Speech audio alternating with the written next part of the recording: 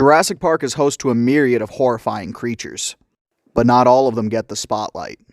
This is the untold horror of Jurassic Park.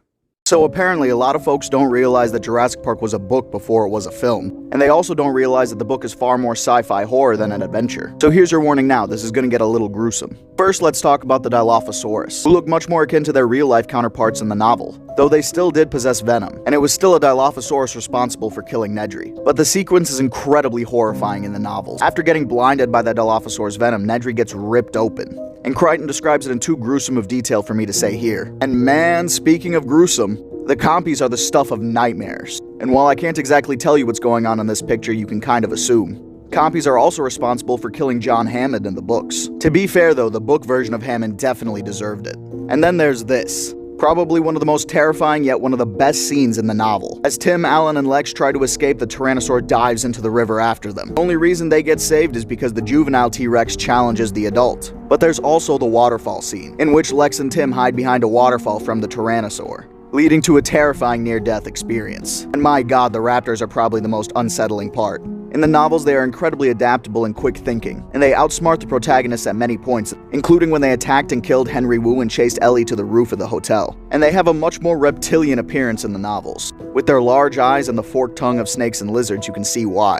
A majority of the dinosaurs looked pretty different too. But we can talk about that some other time, since there's a lot to cover there. I forgot to mention the opening scene of the novel, which shows a young doctor trying to save a man after he was attacked by a raptor. And that sequence alone is more terrifying than anything in the films. Oh, and you know that famous T-Rex breakout scene? Absolute nightmare fuel in the books. The T-Rex literally throws one of the land cruisers. Like full on picks it up and throws it. Not even to mention the chilling scene between Alan Grant and 3 velociraptors. The book is just absolutely something else. I got my copy of the book from Barnes & Nobles, and it actually came with both the first and the second book. If you're a fan of the films, I definitely recommend giving it a read. I recently shared with you all the untold horror of the first Jurassic Park novel, so today we're talking about the second. Just like the last video, I'm going to give you a warning now, this is going to get gruesome. First, let's talk about these monstrosities. The Carnotaurus in the Lost World has some very special features. There's a point in the novel where Malcolm and crew were getting chased by the raptors, who suddenly veered off and left them alone. The group quickly realizes they're in another animal's territory, and even the Tyrannosaurs were afraid of going into this area. Why?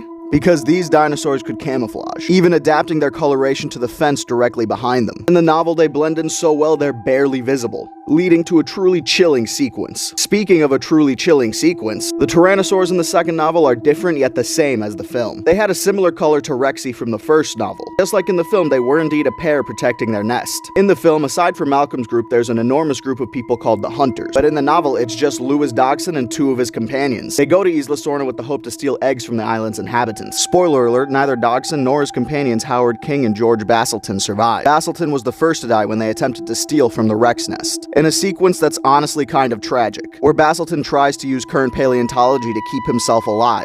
How'd that work out for you, pal?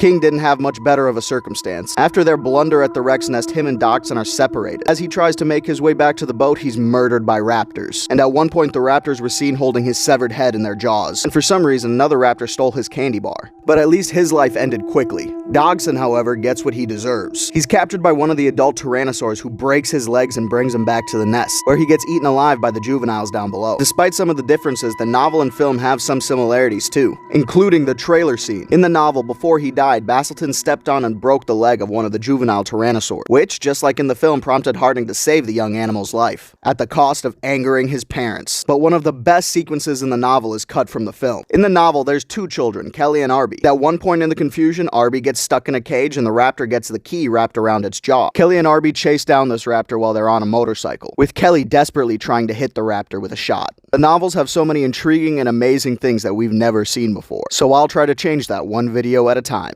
As the face of Jurassic Park, Tyrannosaurus Rex has become a household name, mainly due to how powerful and terrifying these animals are. But the novel version has a certain menace to it that the film just doesn't match. In the novels, they were a mottled red and brown color. But other than that, they looked mostly the same. When it attacks their vehicle, it's described as methodically searching for its prey. And as opposed to the film where she knocks the car over in frustration, in the novel, the Tyrannosaur literally throws the car, causing the car to get stuck in a tree. And then there's also the river raft scene, in which the Tyrannosaur, who had already claimed to kill, chases after Grant and the kids as they try to escape downriver. And it swam after them similar to a crocodile, and at one point even dives up from underneath them. and it only left them alone after the juvenile tyrannosaur tried to claim its kill. And after chasing the juvenile off, it proceeded to follow them down the river. Like, you got a whole carcass right there and you're just gonna chase after these 3 humans? You can't convince me that that's not just straight malice. And that's just the first book. We haven't even talked yet about how much of a menace they are in the second. Another time then. One of Jurassic Park's darkest secrets are these monstrosities. Jurassic Park's original depiction of a Troodon was something out of nightmares. Sure, they weren't quite as big as some of the other dinosaurs, but they didn't need to be because the other animals were afraid of them. Even the velociraptors. And honestly, I can't blame them. They have good reasons. I know I'm gonna butcher this, but they have what's called a tapetum lucidum over their eyes. In these Troodon and other animals, they're used to help them see better in dim light situations. And besides having the biological equivalent of night vision goggles, they also came equipped with venom. The venom has a few stages to it, the first of which being hallucinations and violent impulses. The second stage leads to convulsions and seizures, and the final stage leads to paralysis and brain death. And all the while in the background, these guys are stalking you, waiting for a chance to eat you or bring you back to their nest, where your paralyzed but warm body will have eggs laid inside, before the baby Troodon hatch and rip their way out. Remember kids, Jurassic Park makes monsters, not animals. This video is sponsored by Dino Ross Paints and myself. In collaboration with Dino Ross Paints, the first official DinoFacts merch is out now. My personal favorite is this awesome pullover hoodie. And we've also got these awesome mugs. It has both mine and Dino Ross's logos. Ross has some amazing t-shirts that also feature his artwork. We've only got limited quantities. You can find this merch using the link in my description if you're on YouTube or in my bio if you're on TikTok. I hope you enjoy them as much as I do. Carnotaurus is an incredibly popular dinosaur. And in the Jurassic Park novels, they have a terrifying secret. These monstrosities have the ability to camouflage. During the daytime, their camouflage isn't that great, but at night is when you should truly fear these stealthy predators. And this ain't your army dad's camouflage either. Their camouflage ability is so advanced that they can mimic the pattern of a chain link fence. And during the beginning of the novel, they nearly kill one of the main characters by ambushing him. Their camouflage is so effective that no other predatory dinosaurs will enter their territory at night. Even the velociraptors and tyrannosaurs were terrified of these guys. And even though they're smaller than their movie counterpart and even their real-life counterpart, they're still enormous animals. Standing at over 7 feet tall, that's the only reason they couldn't get to one of the characters while he hid in a shed. And creatures like this prove that Malcolm was right. Hammond went way too far and didn't understand the power he was messing with. And sure, these guys are terrifying, but you can't deny that they're just flat out awesome. Did you know about Jurassic Park's secret hybrid that was even more powerful than the Indominus Rex? This dinosaur is known as Ultimasaurus, and from size to weaponry, they are some absolute monsters. Their design is based on a canceled toy line for the original Jurassic Park film, making them Jurassic Park's first true hybrid. And many fans who know about it have loved it ever since, despite its wacky appearance. These guys are made from a variety of dinosaurs, including Velociraptor and T-Rex, who would have seen that one coming, as well as Triceratops, Stegosaurus, and Ankylosaurus. Not only were they more well-equipped, but these guys were also larger than the Indominus Rex, reaching about 65 feet long when fully grown, and it comes equipped with the best attributes of each of its progenitors. Horns, claws, armor, you name it, these guys were a living weapon, which was exactly their purpose. They were made to be monsters, much like the Indominus Rex. Now, I love dinosaurs, and they're all beautiful animals, even if they're terrifying. But this thing is no dinosaur, it's just a pure monster. Jurassic Park is a host to many monstrous creatures, but few match the sheer ferocity that is Scorpius Rex, the first of Dr. Wu's canon hybrids. As his first true hybrid, it doesn't have all the kinks worked out. It has a brachycephalic muzzle that causes it breathing problems, similar to pugs. Its teeth are also incredibly jagged and uneven. Because of these features, Masrani deemed the Scorpius unfit for display. If the Indominus was going to give the parents nightmares, then this will give the whole family some trauma. But these dinosaurs are probably the most hyper-aggressive that Wu has ever made. Just like the Indominus Rex, it can see in infrared. But it also boasts something unique from its namesake, the scorpionfish. Along its head, tail, and arms, they have quills. These quills contained a powerful venom. While scorpionfish venom isn't usually lethal to humans, these guys likely carried more than the standard dose. And even if it didn't kill you, without treatment, it would still cause you to get incredibly sick, making it all the easier for them to check your name off a list. Like I said, Jurassic World has made a lot of monsters, but few compare to this guy. If you've seen Jurassic Park, then you know about these little demons. And in the novels, they're even worse. In the films, these animals are called Compsognathus or Compys. The novels also call them Compys, but they're also called Procompsognathus there. And not to confuse anyone, those are different species. And they also look slightly different from their movie counterparts, with slightly more prominent stripes. Oh, and in the books they're venomous as well, which is where Camp Cretaceous gets it. The venom has a sort of narcotic effect, which ends up causing the victim to get rather sleepy, which is exactly what happened to John Hammond. After he fell down a hill and broke his ankle, he was cornered by these animals. But after the venom took effect, he basically let them eat him. And it's honestly incredibly chilling. And this isn't even the worst part. This is pretty gruesome, so if you don't want to see it, turn off the video now. Yeah, that's a newborn baby, and those are compies. The book version of Hammond was not a good man and didn't take enough precautions.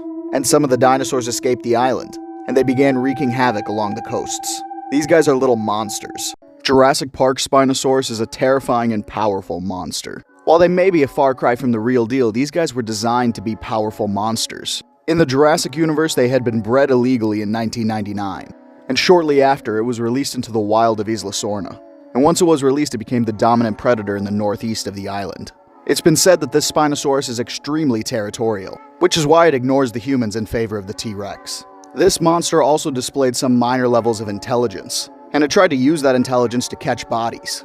Not only was it clever enough to ambush the boat, but it was also clever enough to try to use its claws to pull something out of a cage. But intelligence isn't their primary weapon. Their primary weapon is these hands. Not only is this particular Spinosaurus's hands extremely powerful, but it also comes equipped with the large claw like the real Spinosaurus. Oh, that guy? Yeah, that's just Knife Hands McGee. But no matter what, from claws to jaws, this is just one dinosaur I wouldn't want to mess with. 2015's Jurassic World introduced us to an absolute monster. That being the Indominus Rex. This dinosaur was bred with an amalgamation of different genes. Everyone knows that Tyrannosaurus and Velociraptor DNA was used to make this dinosaur. But that isn't all. You see, the Indominus was bred with the intention of creating a military weapon. As such, they used a myriad of DNA to get the results they wanted. They used Giganotosaurus DNA to give the Indominus Rex its size. Its teeth and jaws were made using a combination of Tyrannosaurus and Deinosuchus DNA. Its powerful arms with the long slashing claws were because of Therizinosaurus DNA. Its incredibly strong armor was made using a mixture of Abelisaurid DNA. Cuttlefish genes allow these guys to withstand an accelerated growth rate as well as camouflage themselves. Pit viper DNA allows it to track prey with thermal radiation. Tree frog DNA allowed them to adapt to a tropical climate as well as allow them to hide from thermal imaging. This was one dinosaur made with pure terror in mind. The Jurassic Park novel version of Dilophosaurs is much different than the films, but it's not much different from the real-life version. These guys are about the same size as the real versions, around 10 feet tall. They do not have the film's weird frills, but they still do have those awesome crests. And in the novel, they're described to have kind of a yellow and black pattern, similar to a leopard. But, just like the movie version and unlike the real version, these guys did have venom. But it's worse than you think. Aside from looking very different, the venom doesn't act the same way in the novels that it does in the film. Despite being obviously painful in the film, it doesn't blind Nedry. In the novels, not only does it blind Nedry, but it's excruciatingly painful. We know the novel's venom is consistent of 7 different enzymes. Based on what happened to Nedry, we assume it's a mixture of cytotoxin and neurotoxin. Velociraptors are arguably the heart of the Jurassic Park franchise. And whether you're talking about the book or the film, most people agree that the Velociraptors are terrifying. But in the novel, their cold intelligence shines through even more. And there's also differences in their appearance. The top image is from the first Jurassic Park novel and the bottom image is from the second. The raptors from both the book and the novel were based on Deinonychus, though in the novel they do have a more pointed snout like the real Velociraptor. And these guys had a forked tongue in the novels, which they likely didn't have in either Deinonychus or Velociraptor in real life. There is a fan theory that these animals were actually Achillobator and not Velociraptor, but that theory doesn't hold much ground. But no matter what you think they are, it's their intelligence you should fear. And their bite, since they can chew through metal bars. And combining the two is unfortunately how you get a scene like this. In the second Jurassic Park novel, they use a man's own weight against him when they tug on the weapon in his hands, causing him to lose his balance and leaving him at their mercy.